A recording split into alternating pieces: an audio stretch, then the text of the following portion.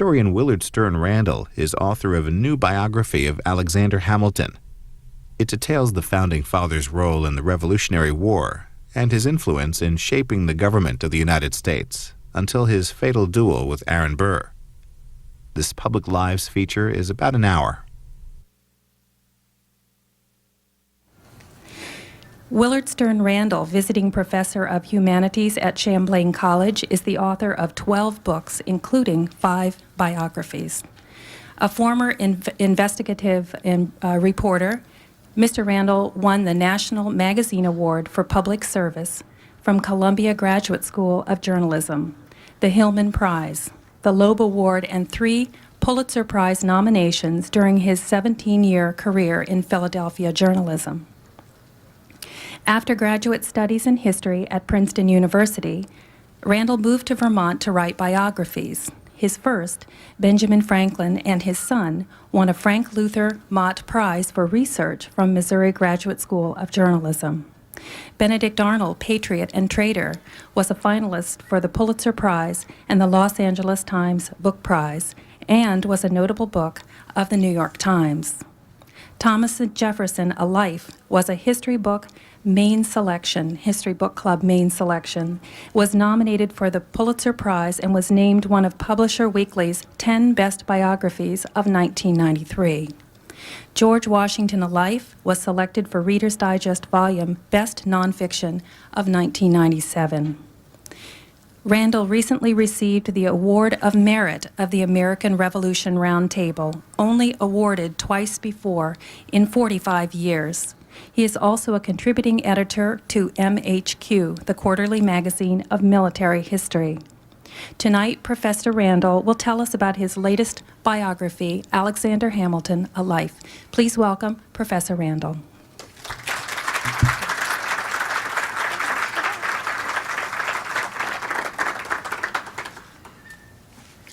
Good evening.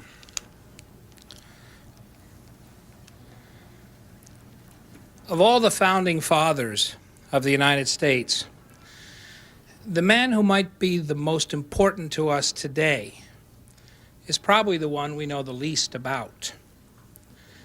Alexander Hamilton, the youngest of the founders, the face on our $10 bill, spent his whole life struggling with 2 great problems: war and money, and the relationship between them. As an orphan boy, at 13, he thought he was doomed to a life on a stool in a counting house in the Caribbean after his father deserted him at age 9 and his mother died at age 13. In a letter he wrote to a young friend who had escaped the islands and gone to New York to study medicine, Hamilton confided, "I wish there was a war." He got his wish: the American Revolution. He arrived on a scholarship in New York just as the street rioting began.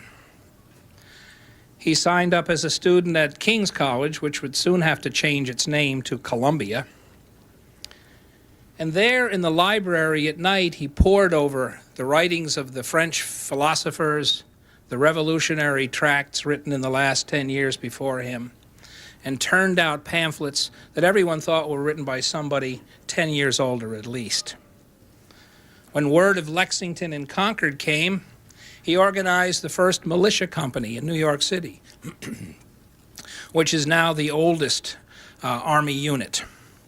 Stealing the cannon from right under the British officers' noses at Fort George, training students and dock workers alike in the art of gunnery, using his knowledge of trigonometry, even though his math was so bad that he had flunked out of the pre-med program. He distinguished himself in the Revolution by bravery at first, escaping from New York after the Americans lost the city to the British with only 2 cannon, patting them like a pet dog everywhere he went. He was the rear guard again and again for Washington's fleeing army as it escaped the superior forces of the British across New York, New Jersey, and into Pennsylvania, No one could believe that he was only 20 years old at the time. But Washington, after seeing Hamilton and his 2 guns hold off an entire British brigade at the Raritan River, found out who he was. Not that Hamilton would have kept it a secret. He had a nose for power, for patronage. He always pitched his tent right next to Washington's headquarters until Washington noticed him. At the Battle of Trenton and again at Princeton, Hamilton distinguished himself with the ferocity of his artillery barrages, helping to kill hundreds of Hessians and force the surrender of 1,000 of the paid troops of the king. At Princeton, he got a little revenge. When he came to the mainland, he really wanted to go to Princeton on an accelerated program. But the president of Princeton said, no, nobody goes through here fast. The president of Princeton was selling the meals as well as the studies. And so Hamilton instead took himself off to Columbia. When he came back to Princeton in 1777 with his cannon, he took dead aim at Nassau Hall. And now if you take the guided tour, they'll show you the grooves in the floor where the cannonballs came in from Hamilton's guns. The British surrendered.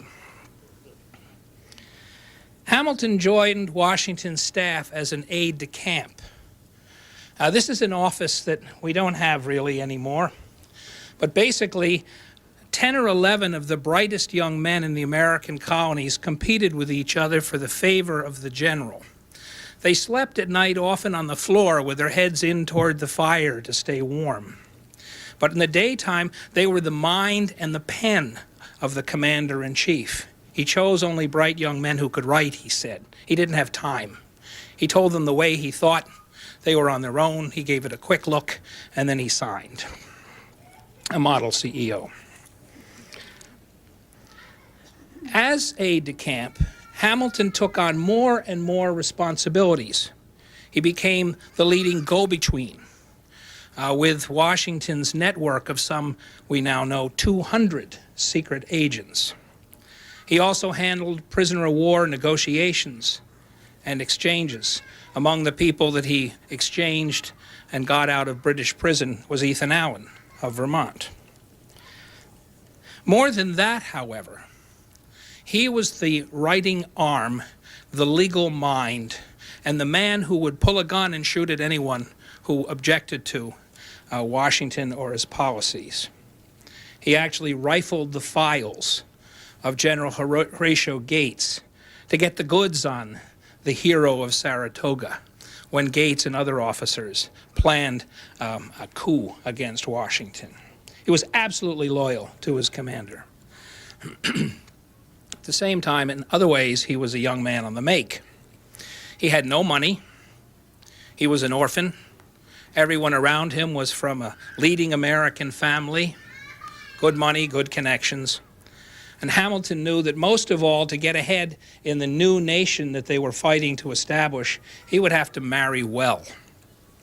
Martha Washington, when she arrived at Washington's headquarters to set up the dances and the teas around the commander in the wintertime, quickly noticed Hamilton. She also noticed a tomcat that was pursuing every loose feline at headquarters. She named the cat Hamilton. He pursued a variety of young women, the daughter of the governor of New Jersey, her relatives, the daughter of a major general. But eventually he settled on Betsy Schuyler, whose father was one of the Dutch patroons who owned roughly 1/14 of New York, some of the best land along the Hudson, including Albany, Saratoga, Schuylerville. He married into a leading family, but he never took a cent. What he wanted was the political connection. Betsy didn't stay around headquarters very long. She was good at pouring tea, but the letters that survive are all from Hamilton himself. And they show her as not wanting to be part of the officers' wives scene. They find her going back to her father constantly, living in Schuylerville, raising the children, while Hamilton pursued his military ambitions. Hamilton knew that to get ahead in the new nation from the very beginning, you had to be a war hero. And he chafed at the staff job. Once again, he was confined to a stool for some 5 years, writing the orders and the letters of Washington. He yearned for a field command. Finally, when Washington made it clear that he could not spare him, Hamilton, in a moment of pique, said, "Well, then, I resign." He made it stick. He went back to his father-in-law's house and decided on a law career. But still, he could not stay at home. He was restless. The war was coming to an end. He wanted to be in on the last battle. And at the last moment, George Washington made him the commander of a light infantry corps marching on Yorktown. And there, in the last battle of the Revolution, he let Hamilton lead the last charge, taking Redoubt Number 10, which led to the fall of the British Army. When it was all over, Hamilton went home, this time to study law. But there were no law books, no way to study law, so he wrote one. Fundamentals of New York Law. It is still used by young law students. It was his way. Among the other lawyers studying at the same table with him were Captain Aaron Burr and people who would become his rivals in New York politics. As a young man in the islands, filling in when his boss got sick, Hamilton had learned about money, banking, commerce, and smuggling. He was good at it. He instructed the ship captains on how to forge bills of lading and ship's papers, how to get through the Spanish guards off Cuba. This came in handy when he became the first tax collector for the Port of New York under the new republic. It was especially helpful when he went on to become the first Secretary of the Treasury, and it was his job to set up the Customs Service. So this man who smuggled as a boy founded what is now called the INS, Immigration and Naturalization Service, the Treasury Department, its collection agencies, the border crossings. Most of all, though, he was a lawyer, a writer, and a politician who wanted a strong nation. He was a nationalist, an immigrant, always an outsider. He had a clear picture, he thought, of what the nation needed. He thought that if the nation were to survive, it would take more than the founding fathers, the soldiers, the Franklins, the diplomats. It would take that second generation. It could not remain a quarrelsome string of 13 banana republics, as the original states were, threatening and taxing each other, and not at all respected by foreign powers. When America's diplomats went to visit the king and the foreign minister at Versailles in those early years, they went in the order of importance of their country. The emissary from the United States was dead last in line. America was still so unimportant. Hamilton thought that it was important for the country to win the credit of Europe. And so he set out, as he always did, systematically to study the problems of the new nation, its financial needs. He soon discovered that the new country had a pile of debts, 3 different kinds of debts. The debts incurred by the Continental Army, the debts incurred by the Continental Congress, and each of the individual states. Put all together, it was a pile of $76 million, their money.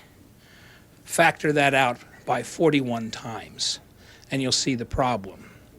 While the revenues of the Continental Congress were only $1 million a year. So what he decided to do was to turn America's debts into its assets. He studied the French and the English, especially the 3 volumes of Jacques Necker, the reformer from France. And he studied the banking system of England. And he folded the two of them together into a new system. He thought that what the nation needed was to pay all its debtors at once, at par, 100 cents on the dollar, and create something new called a national debt. We don't think of it as an asset now, but it was Washington's blessing upon the country, because his scheme for paying for it is what gave the country instant credit. He set up, or urged Congress to, something he called a sinking fund, a new idea, where a fixed amount of the income of the country each year was dedicated to paying off its national debt. The nearest analogy I can find today is that lockbox of the Social Security Trust Fund, the surplus interest of which has been used to decrease the national debt. Hamilton recommended this to Congress in the first of a series of 4 reports. He was so little trusted by Congress that they wouldn't let him in the room, even to sit in the gallery, as they debated his plan day after day. But when it was all over, the United States had a national bank that received all revenues, mostly from customs, issued all federal paychecks, mostly to Hamilton's department. He wound up with the largest department of government. At a time when the entire federal government was 1,500 men, he had 1,000 bringing in the money. The Army in those days was 80 men. The entire cabinet and government was in 4 attached houses in Philadelphia. Those were the good old days. But in addition to setting up the first bank and creating the national debt, he found that he had to educate everybody, Congress, the people, the president, at every step. It was a nation of farmers and sailors. 95% of the people were engaged in farming or selling farm goods and shipping them to foreign customers. He had to educate Thomas Jefferson, who basically thought he knew it all, and who represented the debtor class, the farmers especially of the South, and James Madison. They were afraid of his scheme, of a centralization of money and power in one place. And behind the scenes, Hamilton and Jefferson worked to try to patch over their differences. They both came out of their adjoining offices one afternoon, one hot summer afternoon in 1790, and literally bumped into each other, these two redheads sweating in the Philadelphia sun and heat. And they decided they had to sit down together. And so in a secret meeting the next night, they struck what is known as the dinner table bargain, in exchange for Jefferson and Madison and the South supporting Hamilton's plan for funding all debts at par and establishing a national bank, concentrating the wealth in the North. Hamilton agreed to let the Capitol be built in the South, in Washington, D.C., in a new district carved out within a horseback ride of President Washington's house. Within 1 week of the news leaking out of Hamilton's plan, the value of stocks, securities on the New York market rose 50%. And he received a letter short after that from Amsterdam from the Dutch bankers that the United States could have as much credit as any nation in Europe. What a week. But Hamilton had not only to invent a national bank, but he had to form the first corporation in the world. He invented the modern corporation. Until that time, the only corporations were joint stock companies chartered by the Crown in England or in France, usually of charities or colonies, but basically a closed list of investors. It was Hamilton's idea to lower a corporate veil over the identities of investors so that anyone from anywhere could participate in paying off the debt of the United States, investing in its ventures, in its industry. Behind the veil, among others, was the wife of Benedict Arnold, living in England in exile, hedging her bets, getting a pension from the Queen, but putting her American inheritance into Alexander Hamilton's bank. The corporation also offered immunity from prosecution for directors, something that I think a lot of people are having a second thought about these days. But to have a bank and a corporation, it was also necessary to have money. The United States had no currency of its own. 9 different currencies were fluctuating in the United States at the time.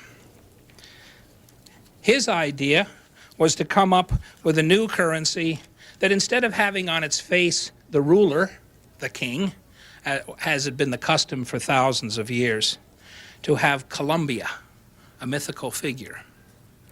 And back and forth with Condorcet in France, he studied the making of money, coming up with a currency that could not be cropped. One of the problems at the time is people would snip off a little gold from one coin, snip off a little gold from another coin. It was the gold that was valuable, not the coin. Even the dollar was only 1/8 of a Spanish coin. So Americans had specialized in cropping coins from the beginning. And so they came up with a decimal coin with serrated edges from the very beginning. Hamilton thought of everything, a little too much so. His colleagues became his rivals. He wasn't exactly smooth around the edges. If he didn't like the way things went in the Tuesday afternoon cabinet meeting, he went out to a newspaper he formed that was circulated 3 times a week to attack the opponents of the government and defend its policies. Jefferson, in the same room as a cabinet member, reciprocated by forming his newspaper. To further confuse the taxpayers, you had the Gazette of the United States and the United States Gazette. The editor of one was paid from a slush fund of the Secretary of State, and the salary of the other came from placing advertisements, treasury bond notices in his newspaper. So we haven't invented much. The skullduggery, the rivalries began at the beginning. But Hamilton's dream of making the United States solvent and creditworthy succeeded in only 1 year. And by the time he wrote his final report, the report on manufacturing, it was his idea that America could grow and prosper most if it attracted working people from Europe and capital to start industries in America. He believed for the United States to spread and to thrive, you needed free men, not slavery.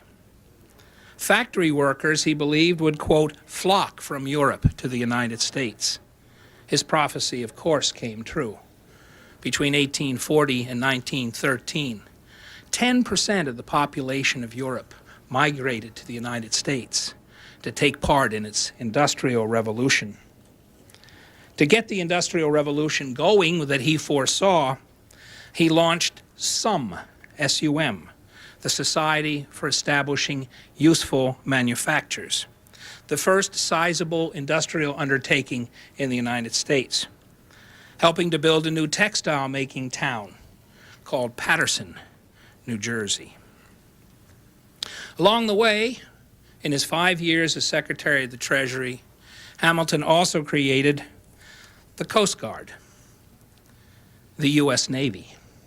We had none in the Revolution, only state navies. And here on Lake Champlain, it took Benedict Arnold, a general, to build a navy that was part of the army to fight against the British. It wasn't until France and England both started capturing American ships in the Napoleonic War of the 1790s that Hamilton, this time coming back as a major general, inspector general of the army, as second command to George Washington, organized a sailing fleet, that augmented the Coast Guard and the Army. He also radically increased the size of the Army to 10,000 men. But he clashed repeatedly with his fellow government officials. If he was so successful in forging all these institutions and ideas, wouldn't it seem that he was a shoo-in eventually to become president? But his genius antagonized, even terrified, his rivals. He especially was at loggerheads with Jefferson, who with his friend Madison who had helped Hamilton write the Federalist Papers, together Jefferson and Madison broke with Hamilton and formed the Democratic Republicans, forerunner of the Democratic Party of today. In response, Hamilton formed the Federalist Party, a predecessor of today's Republican Party. Then he repeatedly worked to undermine the Federalist candidate, John Adams. Now, one of the things that you get after studying these founding fathers for a while is the idea that they didn't get along with each other. And even if they didn't show it in public, they went off and wrote the memoirs, which biographers have to struggle with. And then you get a quite different picture of John Adams, who could only say nasty things about Alexander Hamilton in private, including calling him the base-born brat of a Scots peddler. Well, base-born was the way they said bastard in those days. And the Scots peddler part, well, that's a bit of an exaggeration. Alexander Hamilton's father was the fourth son of one of the wealthiest lords in Scotland, Laird Hamilton, but only the oldest son could inherit in those days. So Hamilton's father had to do that detestable thing for a Scottish lord, which was to work. And so he had learned the merchant's trade, gone off to the Caribbean, gone bankrupt several times, fallen in with Hamilton's mother, who didn't know that that she was still married to her first husband, until her first husband filed for divorce without serving her with papers. And when the two of them found out about it, Hamilton's father sailed away and he never saw him again. Rather than be indicted for bigamy, he left the family. So to telescope all that into the base-born brat of a Scotch peddler is a little bit too economical. It took more than party loyalty or rivalry to keep America's Merlin from becoming president. Martha Washington had it right, if you remember the cat. After his marriage of opportunity to Betsy Schuyler, many children, little love, Hamilton almost certainly began a long affair with her sister. And this is one of the things that is very hard to document, but by studying Hamilton's account books as a lawyer, you'll see large amounts of money disappear in a short period when he set his sister-in-law up in an apartment in New York City, rented a carriage, paid the moving men, rented a piano, a few other things totally out of character, and ended up with no cash at all at the end of the summer. Her father, his father-in-law, actually had to write to her and tell her, get back to your husband. Stop this. And she sailed for England. But they kept up their correspondence, and that's how we can trace how long this went on, full of yearning and clever secrets. Hamilton could shift a period or a comma in a letter that he showed his wife that indicated his love, in a code that only he and his sister-in-law quite understood, as long as he kept it secret. But he couldn't keep his amours secret. One summer, while Betsy was visiting her father with the kids in Schuylerville, Hamilton had a visit from the wife of a minor official in the Treasury Department named Maria Reynolds. Maria was a very beautiful woman. Many men had thought so. What Hamilton did not realize was that husband and wife were swindlers and blackmailers. And before the affair became very well known, Thomas Jefferson's Secretary of State, James Monroe, member of Congress, were staking out Hamilton's apartment night after night, watching Maria Reynolds come and go. And eventually Hamilton took depositions, and the husband fled. When he returned, he started demanding money, $1,000, $1,500. We're talking about their money. We're talking about $40,000, $60,000 in our money. Hamilton couldn't keep up with the demands. But those letters too survive.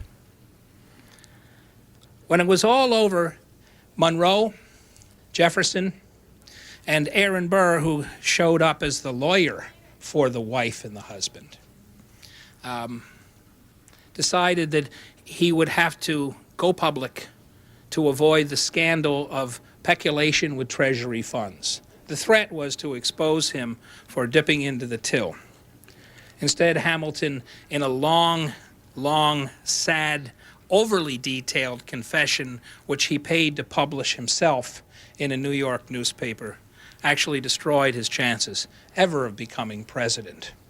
When a boom began to make Hamilton the nominee after Adams' very unpopular first term, it was very quickly squelched. America would not accept an adulterer. And in fact, on the streets of New York, people knew of the two affairs. And at one point, when Hamilton and his friends went out to a rally, Alexander Hamilton, who had once been in the mob at the beginning of the Revolution, now himself was stoned by the crowd. Hamilton turned back to law, to New York politics. More and more, he became the personal rival of Aaron Burr. And that affair ended, probably one of the other things we know about Hamilton, if we know very little, is the famous duel between Burr and Hamilton. But if we stop to think about it, here is the great financial genius at the founding of the country, out in the dawn, in the blaring sun, on a cliff off New Jersey, having a shootout, the Vice President of the United States and the founder of our financial system. It's as if Dick Cheney went out and shot it out with Greenspan. I'm sure there are moments when they would like to do it, but it was that shocking to Americans. It actually ended dueling in this country. New York indicted Burr for murder.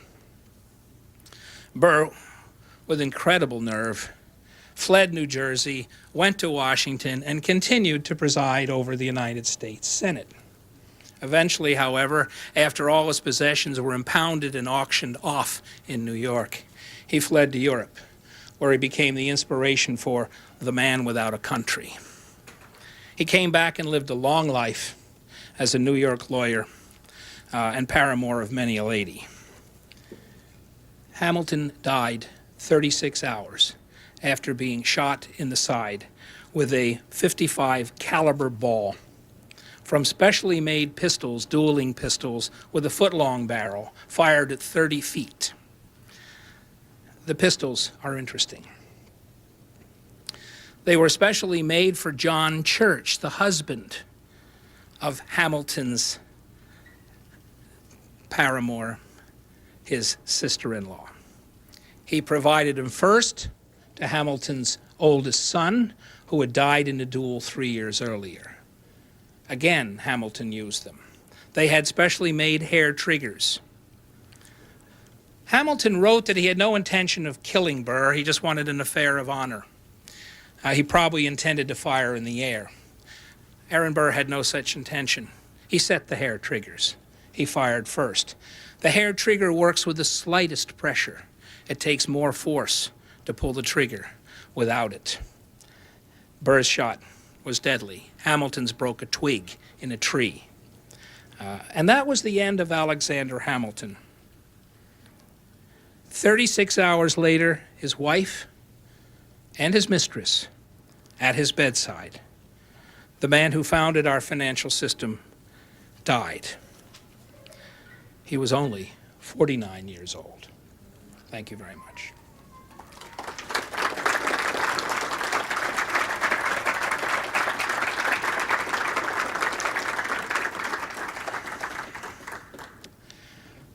I hope we have some questions.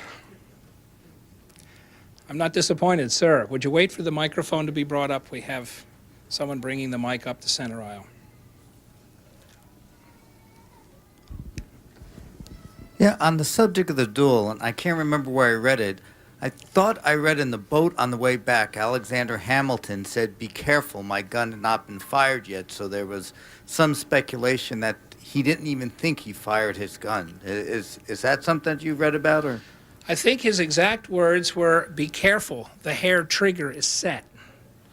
So he thought it hadn't been fired and that the hair trigger was on it. I think from reading the accounts of the seconds on both sides, that he was hit so hard so quickly that he didn't know whether he had fired or not, as best I can tell. But he had. They went back later and they actually climbed the tree and found the broken bough and then traced where the bullet had gone.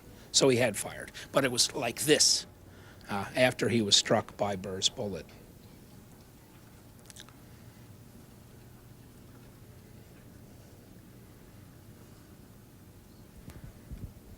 I'm from Saratoga Springs, New York. I grew up there, and I spent a lot of time in Schuylerville and that surrounding area. What happened afterwards to the Schuyler family? His former wife, sister-in-law, her family. Have you done any research on that? That's a very good question.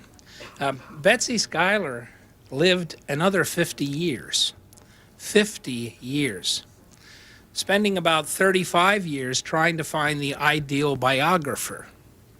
Somebody who would tell the story pretty much the way she wanted it told. She also destroyed any of her letters to Hamilton. We would love to see the other side of that correspondence. They had a rough time.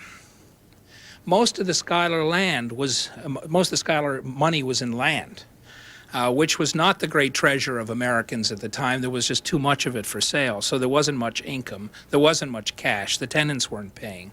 So as it turned out, Hamilton wasn't worth anything as much as he thought. There wasn't much to leave to Betsy. And Betsy had slow income from her own rental properties. She had slave labor on her property. Hamilton had never owned slaves. He had grown up in the sugar islands of the Caribbean, surrounded by them, and he detested that institution. And he's really caught on the horns between slavery and women's rights. He can't tell her to get rid of her property, her slaves. So she went on using slave labor, immigrant labor. She managed to make a living, and she made the house a shrine. The home that he had built, a shrine with a magnificent bust of Hamilton right in the drawing room. So the Schuyler family generally had more land than money from that time on. But she held on. Her son John Church Hamilton, whom Hamilton had named after the man who provided the pistols, ultimately wrote a biography that was very one-sided, very pro-Hamilton. So she protected his image. Ironically, she's the one that made him the hero after his duplicity with her. And years later, there's a wonderful scene where ex-president now, former President James Monroe, comes through Schuylerville and stops to pay a social call on Betsy Schuyler Hamilton. And she wouldn't receive him. She wouldn't let him sit down even. She said, "After the part you played with my husband, you do not even stay." He was the man in the carriage. He was the man taking the notes on the Maria Reynolds scandal. So she was a tough lady. And she held on for another 50 years, safeguarding his reputation. By the way, his reputation used to be much greater than it is now. And I think what happened to that was the Great Depression. Americans looking for a scapegoat for the collapse of the stock market blamed the man who had created it. But as long as she was alive, she safeguarded his reputation. Sir. He was supposed to be. He was supposed to be actually. Of course, you emphasize some. Of course, he was apparently supposed to have been very brilliant, very fast learner. He came up from a humble background to, as you said, of course, to be at 20, he was really in charge of a lot of very responsible person, wasn't he? Well, education was pretty irregular in those days at best, but Hamilton sort of broke all records. First of all, in the islands, especially on St. Croix, where his mother went to raise him and his younger brother and run a store to support him, he was not allowed to go to the government school. St. Croix was in the Danish West Indies, which were Reformed, Calvinist, Protestant, and no illegitimate children were allowed either in the schools or a church or communion. So he actually went to a small private school with the other group that was not allowed into public school, Jewish children. And so by the age of 5, he could recite the Decalogue in Hebrew while holding his mother's hand at a recital. He had no formal schooling after that, but his mother taught him French. His mother was a French Huguenot. Her father was a Huguenot refugee from France. So he learned, in addition to some Hebrew, a lot of French, which would come in very handy as the main interpreter between Washington and the French officers during the Revolution. His French was impeccable. It also made him the closest friend of Marquis de Lafayette. So whatever he did well. He had a very interesting tic. He learned to memorize by saying everything out loud. So when he got his scholarship for helping out his employer's business, he got his scholarship to New Jersey. He was sent to Elizabethtown Academy, which was the prep school for Princeton at the time. And he already had enough Latin and Greek to sail through, but he would go out in the graveyard behind the church and the school every morning with his cards with the grammar words and the syntax, and he would recite them out loud as he paced back and forth. And people remembered that when the Revolution came, because he was the only one of Washington's staff who was walking around reciting the letter that he just wrote. But he would consign things to memory that way.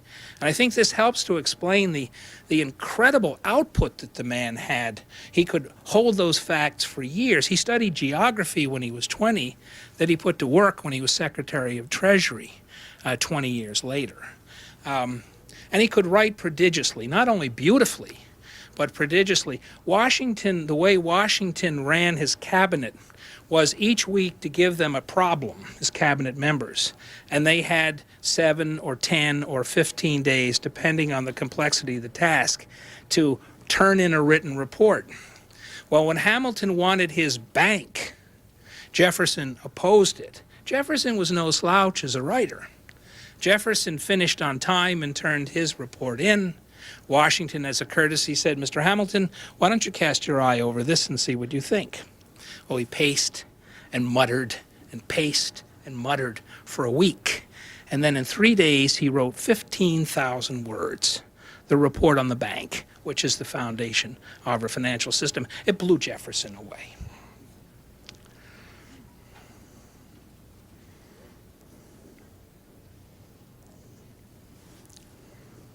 The back there.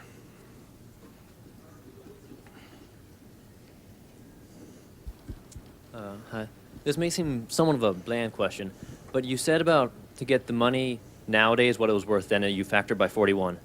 I had finished the Washington biography, and every time you converted money, it didn't seem like very much, because Washington seemed like he was such like a wealthy, known as a wealthy individual, and maybe because of his land, but it seemed like something was missing, and maybe it was because of the money wasn't distributed, the distribution of wealth wasn't so much as that the case, because he didn't seem as wealthy as someone nowadays, a famous, well-known man of power. That's certainly not a bland question. And one of the hard parts about doing books like these is to try to find out the value of things. First of all, Washington's wealth was in land.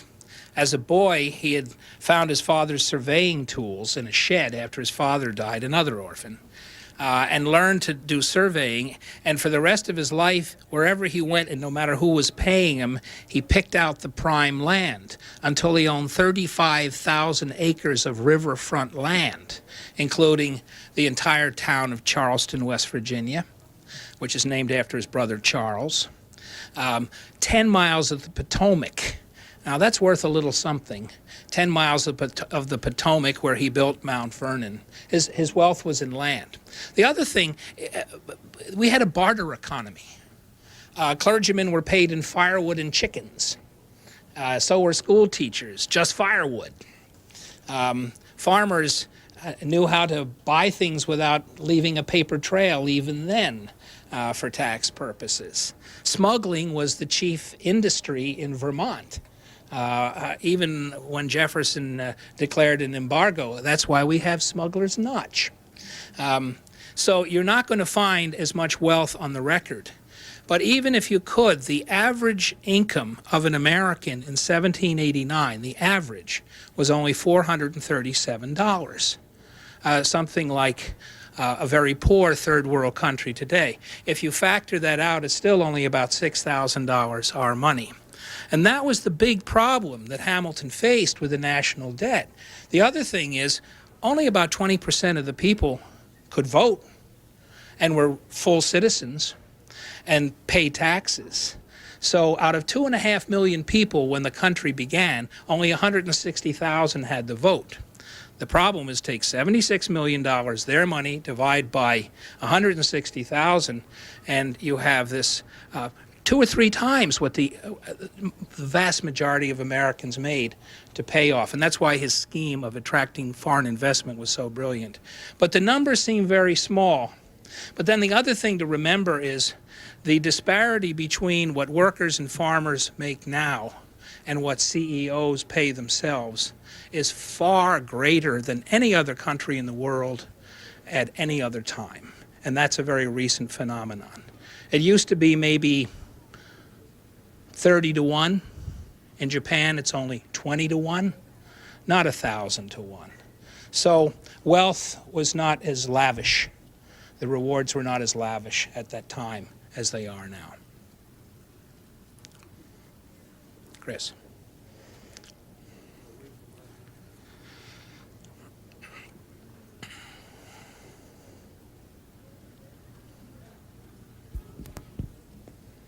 Hi, Will. Getting back to the famous dinner table conversation between Jefferson and Hamilton, where Hamilton offered the capital of Washington for the relinquishing of the bonds. How widely were those bonds held? By a limited number of people or many people? How widely were the bonds held at the beginning? That's been a subject of a lot of political controversy over the years. Very widely. Not just by speculators in New York and New Jersey who had held the bonds before the funding of the national debt, but, for example, loyalists like Benedict Arnold's wife in England. The French bought in very heavily. Even though they hadn't been paid their debts or even the officers their pensions, this was seen as a great investment opportunity. So anybody who had cash could buy into that, and it was pretty generally held very, very quickly. The stock market was, at first, only on a curb. It was known as the curbside market in front of a tavern on Wall Street, but it couldn't handle the volume. Pretty soon you had stock exchanges in New York, Philadelphia, Baltimore, so it rapidly expanded. We have a question back here with Sue Miller.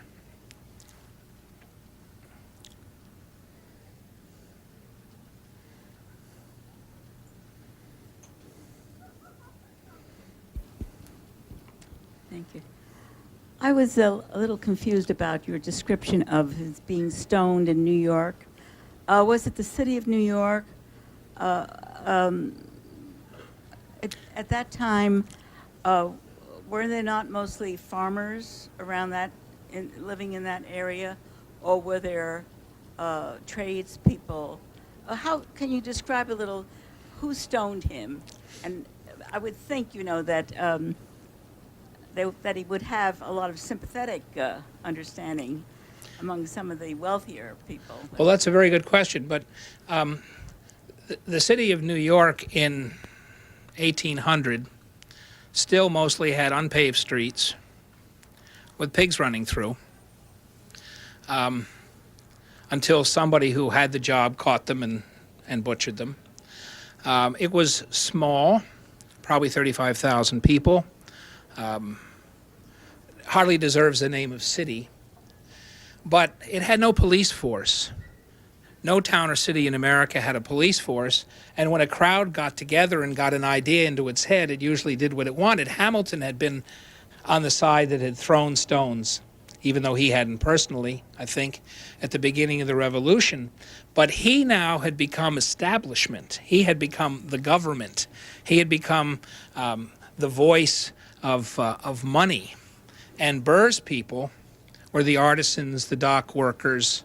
The whole situation had turned around until when he went to a rally during an election with just a few of his Federalist friends, very well-dressed gentlemen, and stood in the doorway listening to the political speeches. He was instantly recognized, and the crowd turned around and began yelling things at him personally and stoned him. And actually, somebody hit him with a rock in the head and opened quite a cut, and he decided it was a good time to get out of there. So it wasn't a ritual stoning for adultery, as might happen in some countries at the time, or even now. But he was so unpopular that he became the lightning rod for popular protest. Sir, we have.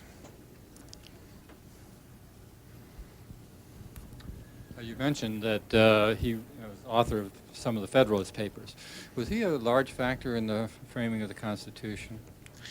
He was a larger factor in the ratification of it than the framing. He was the delegate, one of 3 delegates from New York to the Constitutional Convention of 1787 in Philadelphia.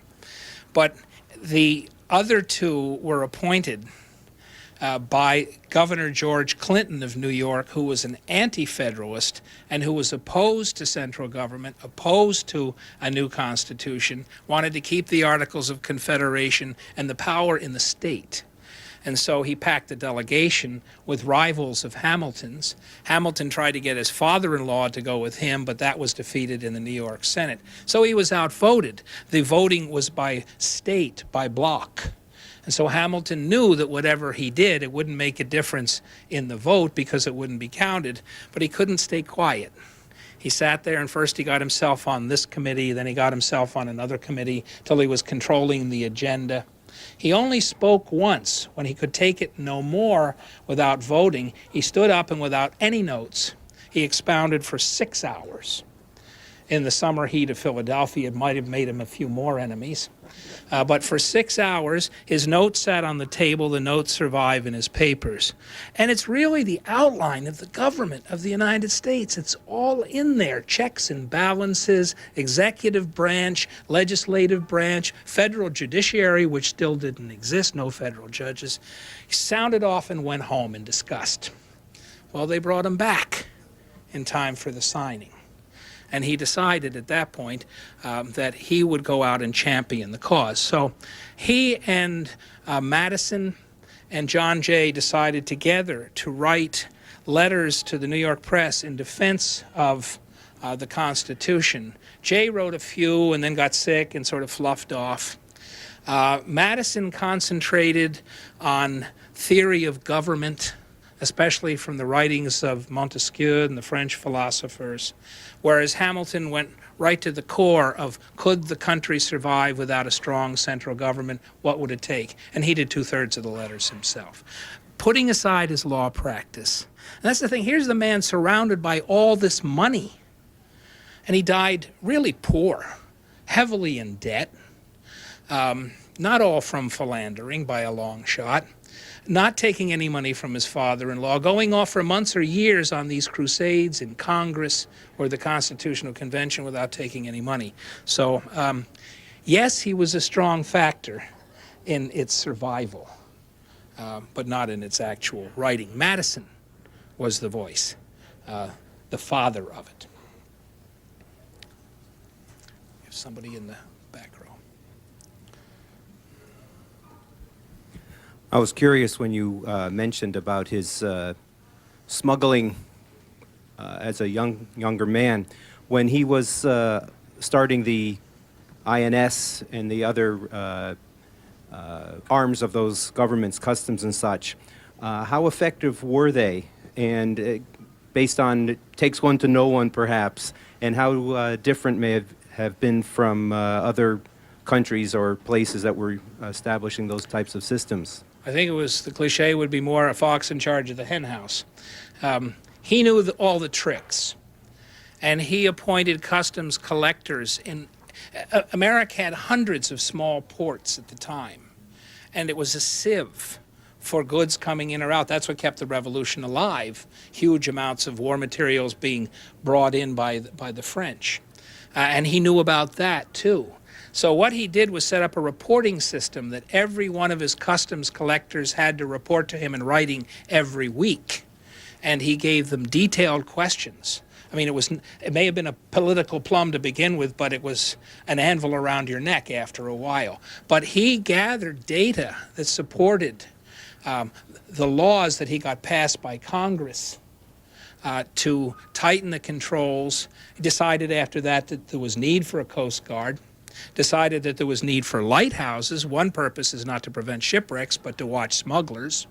He knew the tricks, and he set up a very effective net against smuggling, because all of the revenue of the United States in the beginning was from customs duties. He couldn't get any other taxes through. He tried to put a tax on whiskey, and he wound up with the Whiskey Rebellion. Because people on the frontier knew that the cheapest way to transport liquor was either in a barrel or inside yourself. The grain was too heavy. So there was almost a war over that. So he went back to the idea of promoting trade, enabling trade, protecting the importer and the exporter with court cases that he took on himself, and then from them gathering the revenue for the new country.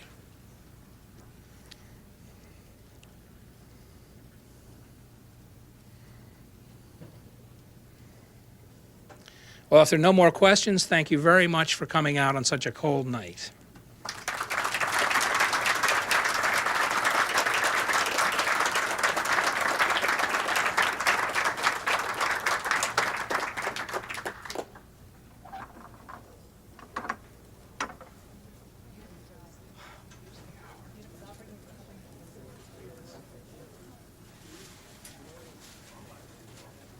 Willard Stern Randall is author of Alexander Hamilton, A Life.